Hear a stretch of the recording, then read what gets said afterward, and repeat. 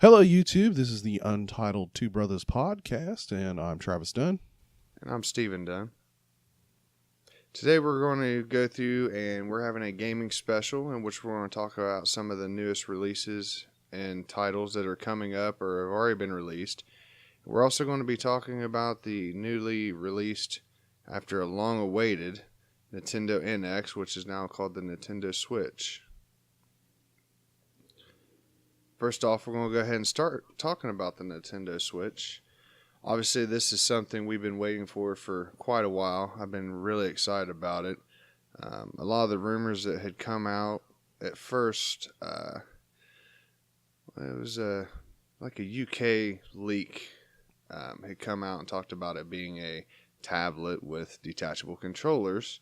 A lot of people focused on that and said after a while that it was BS. When come to find out, they were actually true on that.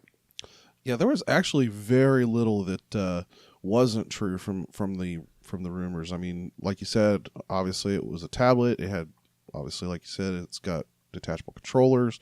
It is supposed to be powered, and NVIDIA confirmed this by a custom Tegra processor, though they haven't said which processor, but we're all expecting it's going to be a Tegra 2 because they said it does support basically the newer style NVIDIA graphics. So yeah, I'm kind of interested in, I know when I first seen it, and I was hoping that it wasn't going to be a tablet style, because I was looking at the idea, okay, here we have, obviously I have a Wii U, and which uses a tablet for a controller.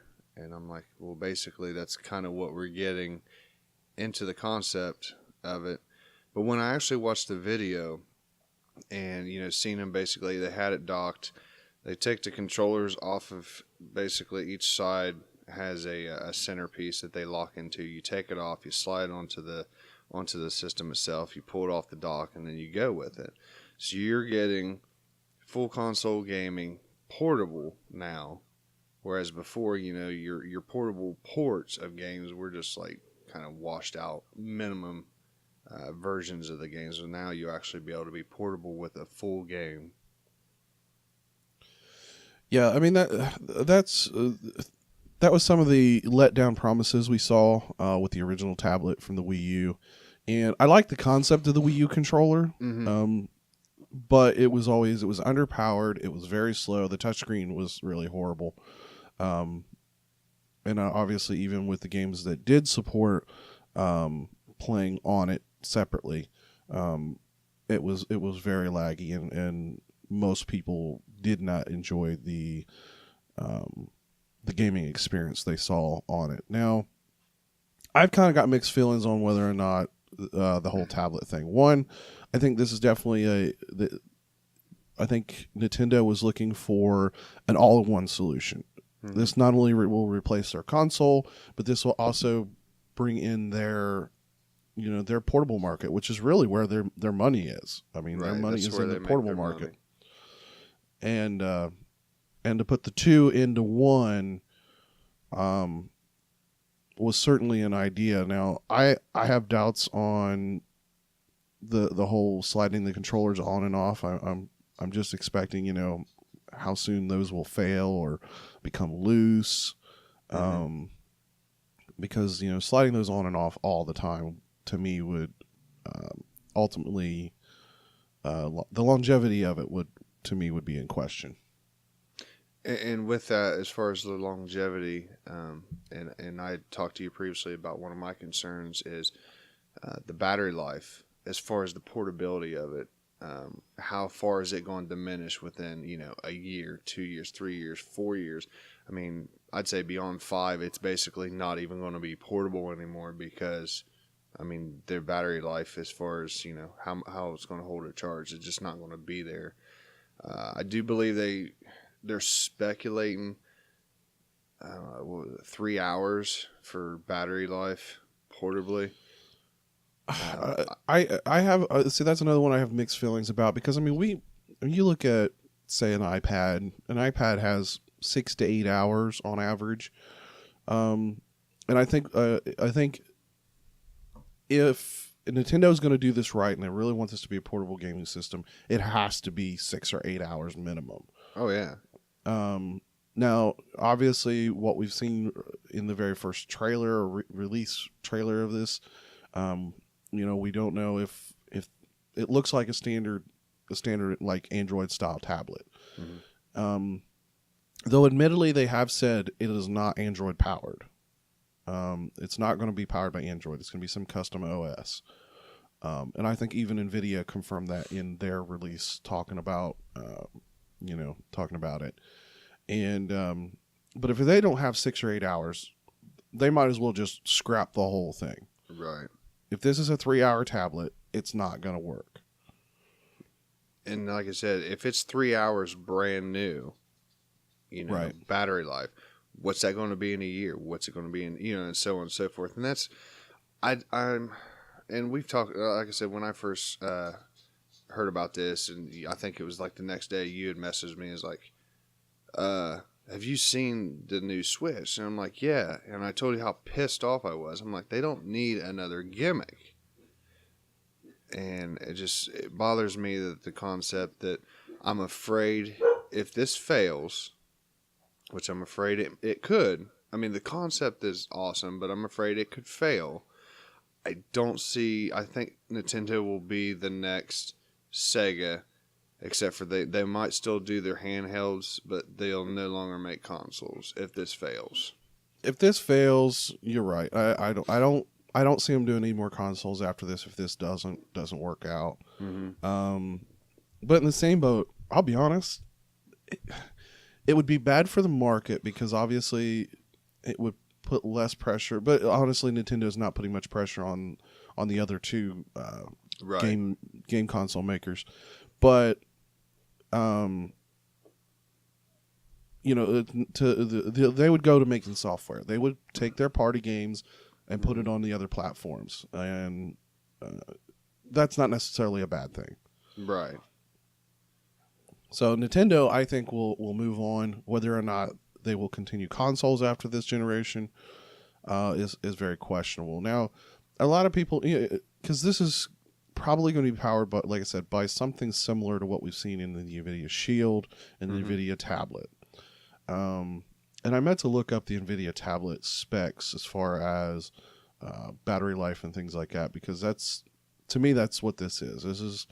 This is basically an NVIDIA Shield tablet. Yeah, and that's the way I look at it. And some of the games that they show, I mean, we've already seen Breath of the Wild at E3, which at first I was kind of like, it's kind of cartoony. I don't really see how this is it's going to show anything off, but obviously it is going to be cross-platform between the Wii U and the now Switch. And some of the games, like, they're going to redo Splatoon, which is relatively popular on the Wii U. But the one game that actually really surprised me, and I think it's where a lot of people were surprised, is the idea that they're bringing Skyrim to Nintendo, which they've never had any of the Elder Scrolls games on Nintendo's, as far as I'm aware of. Well, and I think that's why a lot of people are excited, because anybody that knows Skyrim or that knows PC, the PC Master Race gaming, Skyrim is a real bear on both GPU and CPU performance. Mm-hmm. So for them to bring Skyrim to the Wii, the Nintendo Switch, I don't know why that's say Wii U, but to bring it to the Switch says something for the performance. But again, it's going to be whether or not that performance is good for 2 hours or 10 hours. Right. And the thing is, the device itself doesn't look that big. I mean, it looks like a 7 to 8 inch tablet is about what everybody's guessing this thing is going to be. Right. And obviously they got some looks at possibly a new Mario Kart game, which some people's wondering if it's just the Mario Kart 8 for the Wii U, just kind of redone. And then they looked at, I know the price point, they haven't released it, but they're kind of guessing at kind of like what the Wii U was, where you got a $299 and well, I think the Wii U had a $349, but and then a $399 for a bundled pack. The only issue that I see with that is unless they're going to, we did get a small peek at a pro style controller, as opposed to using the I'll call them slide in nunchucks on the side. They did look at the Pro Controller. So if they bundled a Pro Controller, and I would assume like Zelda Breath of the Wild with it, is probably where that bundled $400 concept would be. Yeah, I can't argue with that. Because we did, it was something that we did see in the release trailer. But they also did. Nintendo has confirmed that the older wireless Pro Controller is going to be compatible with it. I can't remember if they said the Wii U controllers were going to be compatible with it. I think it was. I would assume if it was, I could say the probably the Wii U Pro Controller might work with it. I would think. Well, they did say the Wii Pro Controller was going to be compatible. Mm-hmm. But I can't remember if they said the original Wii U controllers. I would imagine probably so, just because they're probably going to be porting a lot of games over from the Wii U. And I think that's where they're going to try to, they tried to do a little bit of it with some of the original NES, SNES games. Right. And I think we're going to see more of that in the, of that being ported over, because that's a lot of money for them to get people to rebuy the same old school classic games. I know one of the games that I'm kind of looking forward to playing, the Zelda game. It's really the only game that they've released, at least that they said.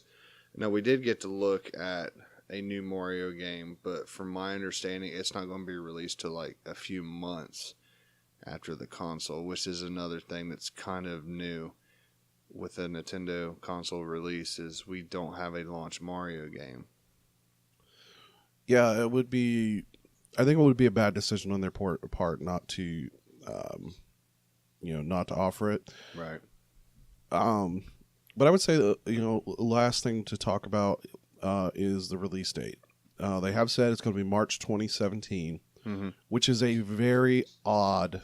Yeah. This whole announcement was odd, but them to announce March of 2017 release date was extremely weird. I really figured it would be post E3.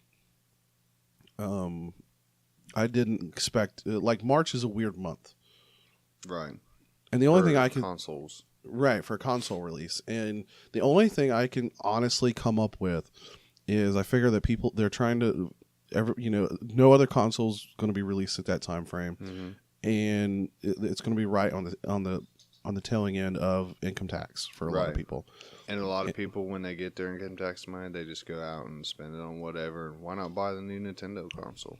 And I think that's what I think that was the concept or the thought behind that release date. But that is very, very strange. I can't ever remember this kind of release happening in a March time frame. Right. All right. Now we're going to move on to a particular game for me. Gears of War 4. Now, I believe that comes out... Has it come out this week or next week is the official... Oh, I should have wrote that down. I didn't write it down. I don't remember. I've always been a fan of Gears of War 4. For anybody that's never played it, it's probably one of the greatest cover shooting games. It's one that actually got cover shooting correct in my book. I know you've probably played some, but I don't know if you've played like what I have. I think I've played a little bit of, it was either 2 or 3, and I enjoyed it. I'm not much into a third-person shooter, but I definitely respect the storyline, and I know it's really in-depth, kind of like where I've played Mass Effect, and it has a really deep storyline, so I can kind of grasp that concept. But with this, I did watch the trailer, and of course, as soon as the trailer started, and they were playing, I think Nothing Else Matters with the original Or no, they was playing Sound of Silence. Sound of Silence was the Yeah. first trailer. Nothing Else Matters was the second. And I was like, and I love that song, and I'm like, okay, this has kind of got my attention now. Yeah, I will say that they produced probably some of the greatest trailers I've seen this season. Mm-hmm. As far both picking very well known songs and obviously very popular songs, but it just fit the mood of of the trailer. And that was the thing that I was noticing, because with what they were showing with kind of what was going on, it just fit. It was right there where it needed to be. Yeah, and that's, for me, it's always been the thing with Gears of War has been, it is a very structured game. You're literally moving from point to point to point. You have a little bit of leadway in most of these games on kind of how you kill them or whatever, but I'll be honest, it's a very structured game. Mm-hmm. But one of the things for me is it has been the story. The story has always been awesome. It has been a very adult story. There's been some very questionable topics that were in that series, and obviously, if you've never played through it, I won't ruin that for anybody. But I will say it is very adult. It is not a child's game, but this has always been kind of a fun thing for me. And I'm like you. I don't like third person or third person shooters. Period. Mm-hmm. And this is one of the few games that I have enjoyed playing. But the big thing with Gears of War 4, this is one of the first of the what they call cross-platform games. So if you buy it via the Xbox One store or PC Xbox store, you can play it on both PC or on Xbox One. Mm-hmm. Which is really nice. It sucks because you don't get that when you buy the hard copy. When you buy it as a that was going to be my question, whether you actually did, because I think you should. I mean, you pay the same amount, sometimes even cheaper if you buy it online. So why? Because I mean, it installs, like, say you bought the Xbox One version, it's going to install on your Xbox One anyway off the disc.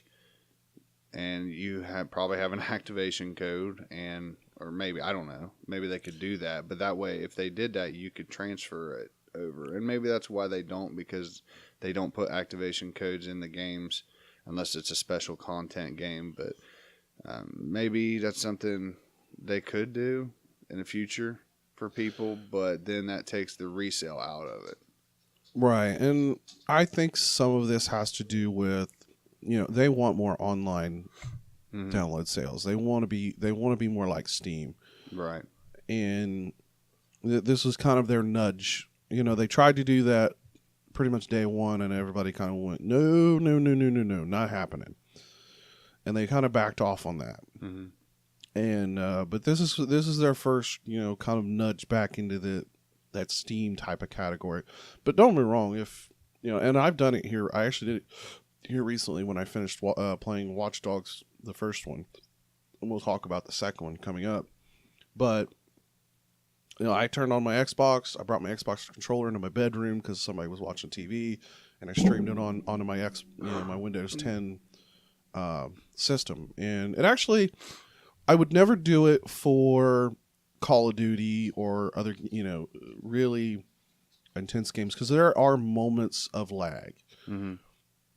And I have a decent network set up, so obviously I don't have the greatest, but I have a good network set up, and I did experience occasional lag doing the Xbox to PC stream. But we see that even on Steam, if you're trying to do it on a lower end PC with a streaming off a high end PC, it happens. Like I said, you don't want to be playing Call of Duty or some game like that. But for the average game, it doesn't work out too bad, and it's always an option. But I'm interested to see what more games are going to do this full-on install crossover.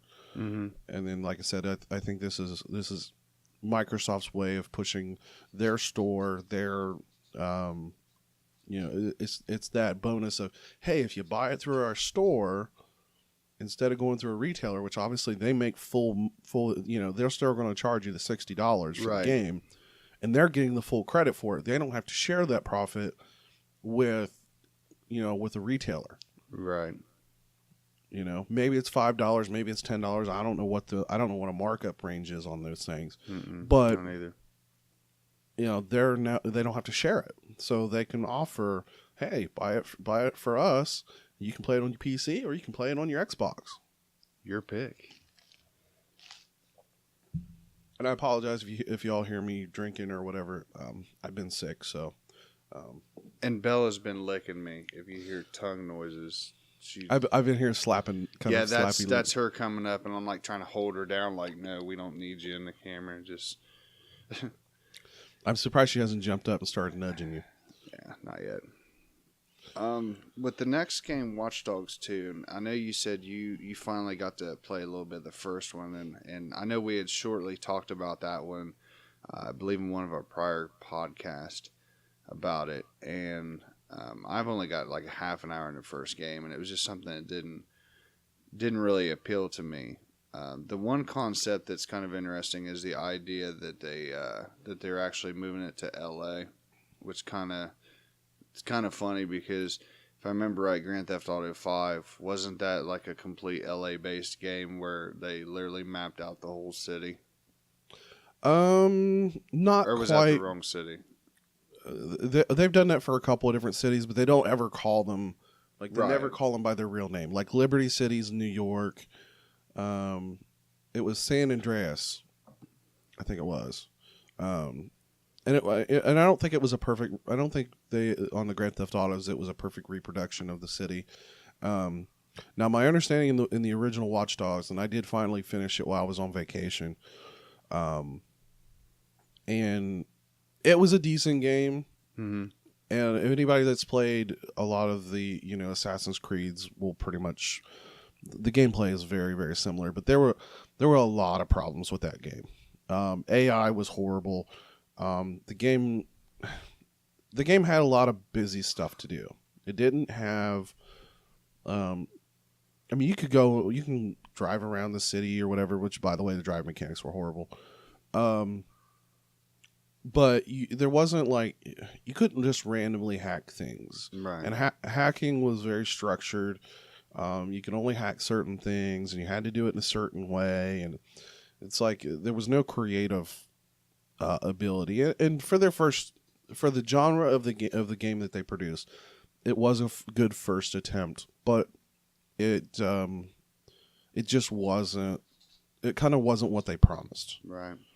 And I'm hoping with the second one, we're going to see a lot more free roam. We're going to see a lot more.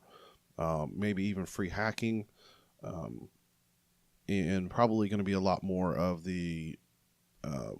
It's one of the things you could do is you could go into other people's games and basically fuck with them, and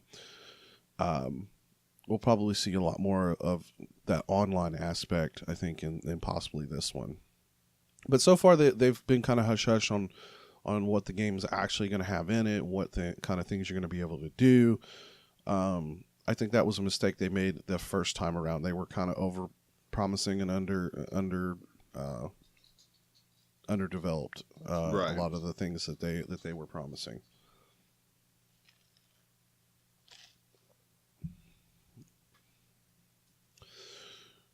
All right, so Titanfall 2, another big one for this year. I was a pretty good fan of the original Titanfall. To me, it was kind of what MechWarrior always should have been, in a way. And I don't know. I don't know if you've ever actually played Titanfall. I have not.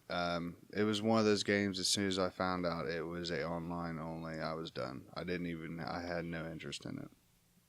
And that was one of the biggest complaints. Was the fact that they kind of hinted at this grand story, but they didn't really. It wasn't hashed out in either an online fashion or there was no single player campaign. That's supposed to change in Titanfall 2. There's supposed to be, it's supposed to be, like Call of Duty, there's going to be a campaign. and it's going to be supposed to be a complete campaign. Now, whether or not it's 4 hours, 6 hours, 10 hours, Right. whatever, It's a broken campaign. you know, Just there's something they just kind of side pushed in there just to make a couple people happy. and unfortunately, that's what Call of Duty likes to do anymore with the campaigns. Yes, they do. Which is sad because I actually, for me, like I hate playing Call of Duty online because I suck at multiplayer. I get owned. I mean, I do like first-person shooters. I do play a little bit online. The problem is there's people that literally spend hours and hours and days playing this shit online. They're competing. They're pissy people. They'll get on there, and the first time you die a couple times, they're in there bad-mouthing you. And who wants to play with deal with people like that? And not everybody's a pro. You know, I like to be able to sit down in my own, sit here in the living room, get a controller in my hand, play the game, have a great storyline, and go with it. And that's why I haven't been. That's why I didn't pick up the original Titanfall. And but if this one, since it has a single player, I'll wait till it comes out, see what kind of reviews they get with the single player, and then I probably will pick it up because I love the concept. When the first game trailer come out, when the original Titanfall come out, and I watched the trailer, I was like, "Wow, that's really cool looking." And then when I found out it was online only multiplayer, I was like, I don't want to play a game like that. I was like you. I was kind of nervous, but I did go ahead and buy it because I was really looking for something new to play. Mm-hmm. And I will say one of the things, because they put you would call them minion characters, or basically a bunch of AI. Right. It adds to it adds to the feel of the game, not only from adding a lot more things to shoot or people to shoot, right, but it gives the players like me who suck ass. I got something I can shoot at that won't kill me in one shot. You know what I mean? Mm-hmm. And that was a great thing for them to add. I've played the demo for Titanfall 2, and I was pretty pleased with it. You're supposed to have more mechs. They've already announced twice as many mechs, and that was probably the biggest downfall of Titanfall 1. They didn't add weapons. They didn't add Titans. They tried to add some different game modes, but it was kind of wishy-washy. Mm-hmm. And I think that's really where Titanfall 1 kind of failed, besides having no single-player campaign. And but Titanfall 2, like I said, it's supposed to have a single-player campaign. There's a lot more weapon choices. Going to be at least twice as many mechs starting out, and hopefully we will see more mechs come in down the line, and a lot more weapon combinations. And that was the other, especially with the Titans, that was my hugest complaint, was the limited weapon choices, and other customizations that were not available to do. I mean, you basically had 3 mechs, and you had a couple of different little minor choices, and that's it. Wow. Yeah. So it is a lot of fun. It is a lot of fun for even people who are not that Call of Duty-ish. Right. That kind of suck. There's still things for you to play regardless of your skill. And that's where I think Titanfall really shines. Speaking of those Call of Duty style, Battlefield 1, has that come out already? I don't even remember the release date. I don't either. I know it's coming up. Actually, no, I think it's next month. Stop for a second. All right, so my recording is back up. All right, so we're gonna talk about Battlefield 1. Take it away. All right, with Battlefield 1, I was one of the probably millions of people that got the beta tested. I know within the beta, there was a lot of interesting concepts that they had. I mean, unfortunately, we didn't get the Zeppelin to fly around. We only got some planes and a few of the smaller tanks. But one of the things, we talking about Call of Duty, which I know they're now starting to implement, that I absolutely love about Battlefield. They've been doing this for a while, is the destructive environments and whatever. And with this game, they're actually like if you get a down plane, a tank that's fucked up, it's going to sit there on the map. It's not like going away. So basically, you're basically creating obstacles for people, and it's just to me, Battlefield is. I was a Call of Duty player, but now I've switched over to Battlefield because the aspect of it's better, and I love the fact that they're going back to the old school roots of where all these games started from, when they used to pick at World War II, Vietnam, whatever it be. These guys are going back to World War One, which is something that hasn't been done on a mainstream like AAA title. I mean, I know there's been some smaller releases, but it's never been a AAA title. And I think that's something that EA, from what I played with the beta, is really going to hit out of the park with this game. Yeah, and obviously technology has improved to the point where they can add more weapons, they can add more dynamic things like, and that's the thing. Dynamic maps is the technical term for what you're talking about. So like you said, if the tank blows up, the tank is there. You can destroy buildings, you can destroy all kinds of stuff. I saw in one, it was kind of like a preview. They had a bunch of, I want to say it was like IGN or something like that, was having this big thing where they had a bunch of famous people come in and play Battlefield. I mean, there was like Snoop Dogg and Major Nelson and a bunch of these famous people came in to play Battlefield 1, and they showed that airship that you were talking about. Yeah, the Zeppelin. And and it was just laying waste to half the map, but somebody, the other team finally took it down.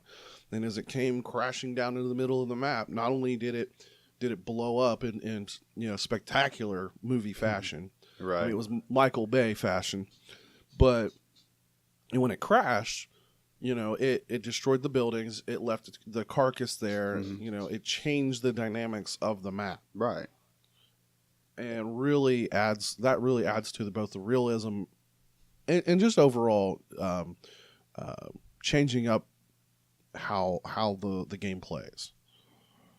Now I can just imagine a game with that level of dynamics, and assuming that it's not just going to go away. If VR continues to take off, I could just imagine playing a Battlefield style game. Dynamic maps, shit's falling apart, around you, and you're just, I think that would be, to me, the most ultimate VR experience as far as VR goes. Yeah, that would be a lot of fun. I agree with you. That'd be something I'd be interested in trying out. And one of the other things I saw in that demo video was the kind of sweeping in spawning. So you kind of get, when you come in, you kind of sweep in when you go to spawn, and you kind of get to see a little bit around you. So you're not spawning in totally blind to what's going on around you, because it is it's not like you have these spawn points that are kind of like where you can't do nothing. Everything is destructible. Cover can disappear at any given moment. Right. So it definitely adds to the dynamic, and I agree with you. They're going back to their roots, but they're adding new things that were just not available. What, 10, 15 years ago when they couldn't do it back then. So now one of the fun things I thought, and I got to see in that demo that I saw, was being able to climb, which is really new for any of the first person shooter games. I saw where you could actually climb up on the next ledge or whatever, and apparently that's going to be a big thing, is being able to take on different levels of cover or get to different heights, which would make finding those places to snipe from a lot more fun. Yeah, I think that definitely adds a lot of different, like you said, dynamics to the game that hasn't been done. And, of course, with reinventing the wheel, Call of Duty's Infinite Warfare coming out, and obviously you got to play the beta, and I just got to see, the actual trailer for it. Um, and I'll let you explain what you got from the beta as far as that goes. Unfortunately, with what I've played, it felt very like if you've played the last two Call of Duties, it pretty much felt like a Call of Duty game. Mm-hmm. There's not a ton that's like super new, as far as the gameplay is concerned. There are new weapons, there are new accessories and add-ons and things like that. Call of Duty Infinite is going to be is a space game shooter this time around. So almost everything you're doing is in space. And but a couple cool things for me was they did redo, at least for the demo, and I'm assuming it'll be part of the regular map rotation. Is Terminal. Terminal is probably my favorite map ever, and I hate Call of Duty. I can tell you that right now. I'm not a Call of Duty fan. For some of the same reasons that you described earlier, and but Terminal was one of my favorites, and they basically took Terminal, put it on the moon, and you can see in the background, you can see Earth and all that, and then put like space shuttles where planes were, and turned it into a space theme. The other one they redid Nuketown map. And that is basically a map you can see it's almost like in a Halo type ring situation. And those are probably two of the more popular maps. Mm-hmm. There were a couple other new maps that they had on rotation too, but those were obviously my favorites. Now there was a new game mode that we got to play in this demo from this last weekend, and it was kind of fun. It was kind of different, and it was kind of what it was is for each kill you would switch weapons. So you might start out with a pistol, and I think the last weapon was always the throwing knife. But you had the first person to get basically X number of kills with all these weapons is the one that wins. And it's a free-for-all. It's a free-for-all map. Mm-hmm. So that was kind of fun. It was different. I hate, unfortunately for me, especially with Call of Duties, I hate sniper weapons in Call of Duty. The no-scope, and I can't no-scope for nothing. Right. I don't care who you are. I can't do it. But there's just no good. There's no good sniper positions in Call of Duty. Never has been. Not in a very long time. So for me, like that was the weapon I always got stuck on. Oh, excuse me. I told you I was sick. Mm-hmm. Yeah, a lot of you're sneezing. I'm yawning. That's amazing. A lot of the things that I got from the trailer, obviously, being in space and whatever, but I kind of like some of the dynamic aspects that come with when I'm watching a gameplay, and your dude was like shooting almost like a grappling hook at a dude, pulling him to him and just beating the shit out of him, or ripping his mask off, his helmet off, or whatever, so he'll die in space, which kind of give me that the new Doom feel. Because, you just kind of get up to him, just beat the shit out of him. So, I think I didn't play Advanced Warfare because, to me, and that's why I relate to Battlefield besides the destructive environments. But the reason I love Battlefield is, they still go and stay there. Whereas Infinity Ward with Call of Duty thinks that they have to change it up, and that's why they're going to... doing the thing with the going to space and stuff. So I kind of understand that, but at the same time, it's like we don't need Call of Duty meets Dead Space. That's kind of the way I look at it. All right. Apparently, I have a situation I got to deal with, so we're gonna cut this one a little short. Right. We did also get the trailer for the Red Dead Redemption. It's going to be released next fall. I think we'll talk about that probably whenever the next trailer what comes out, and we'll kind of give more of our impressions of that. So I think we're gonna end the podcast this week. Anything else you wanted to add? I just want to thank those that tune in and listen to us. As we've told you, this is a learning experience, and if you guys have any questions, comments, concerns that you have for either me or Travis, leave it down in the comments below. Don't forget to check out my channel as well. The links will be in the description. And I just want to thank you guys for joining us. As do I. And we'll be doing obviously a lot more of these gaming things as more trailers and more game releases start to come out. So just keep watching, and we'll keep producing content. So I hope everybody has a great day, has a great week, and we should see you here in a couple of weeks. See ya. Later.